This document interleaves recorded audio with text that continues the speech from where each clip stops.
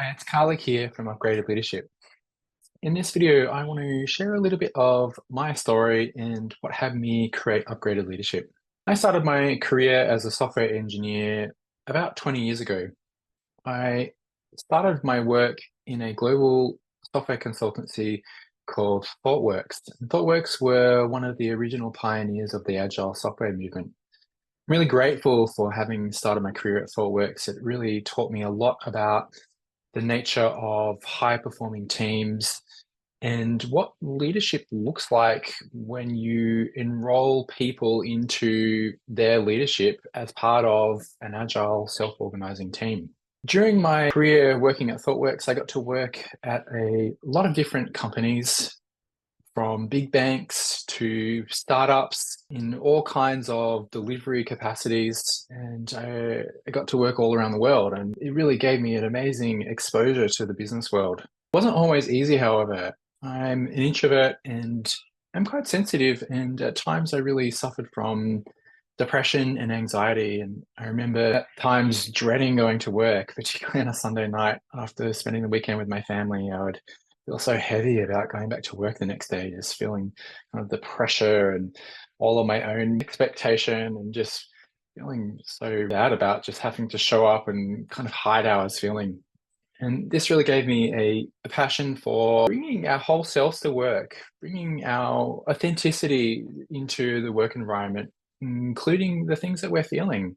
Of course, when we're delivering business outcomes, at times we need to put those things aside, but that doesn't mean we can't acknowledge them and include them as part of having care for each other and showing up as powerful leaders for each other in what we're doing. The other key thing for me over the years that I put a lot of attention on was understanding the nature of leadership and organizational systems. I really obsessively studied it for a long time and probably have spent over $100,000 in leadership development courses and gadgets to help optimize your performance, and supplementation, biohacking, all kinds of things across the range of performance enhancement and leadership. One of the key topics I gravitated towards looking at leadership in terms of was power. And I see leadership really being about how do we effectively use our power. And of course, part of that is positional power when we're in positions of authority in organizations, but it doesn't have to just include that. I remember one of the first times I was in a position of power, leading a team doing a really challenging piece of consulting work. And the work was going pretty well. I was working super hard and was really exhausted, but was really happy with how we're going and how the team was going. And I ran a retro for the team and brought my passion for authentic sharing into this retro, and really invited people to share their vulnerability and be really, really honest.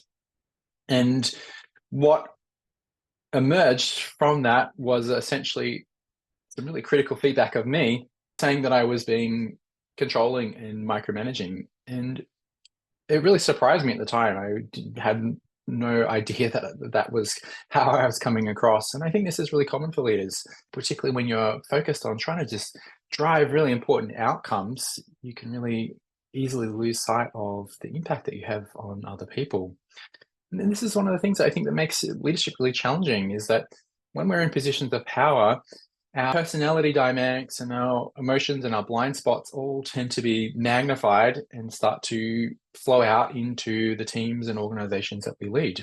And this has me feeling a lot of compassion for those in positions of power. Through my experiences and my studies of leadership, I've come to the belief that we can create win contexts in our leadership. And by that, I mean we can create wins for our organizations, wins for our customers and the larger ecosystem that our organizations are functioning in. We can create wins for ourselves and being true to our own challenges and bringing our authentic selves to work and creating the right kind of support that helps us hold where we might be challenged. And we can create wins for each other. We can be aware of other people and how they can also be held in whatever challenge that they have going on.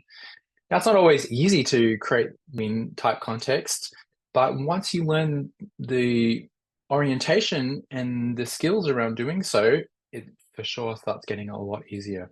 So it's out of this passion for creating win contexts and wanting to see our organizational systems support leadership at all levels and really empower people to show up fully in their power that I created Upgraded Leadership for.